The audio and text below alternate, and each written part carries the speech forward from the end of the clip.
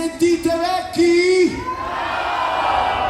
Perfetto. No, perché c'è questo detto che chi va a ballare con le orchestre sono solo gli anziani, ma non perché proprio magari sono anziani, è perché dicono che il modo di ballare nelle balere è diventato un modo antico, perché quando anche è venuto fuori il ballo di gruppo, tricco, tricco, tracca, tricco, tricco.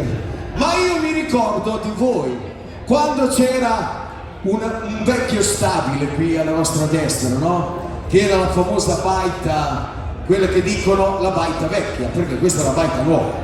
E allora, visto che io negli anni 90 venivo con mio papà qua, con l'orchestra di mio padre, e mi ricordo che voi sapevate ballare anche in un altro modo, allora, visto che noi abbiamo il nostro Giulian che col telefonino ogni serata mette sui nostri social questo motivo, questo momento, perché vogliamo fare vedere a tutti che noi non siamo vecchi, giusto?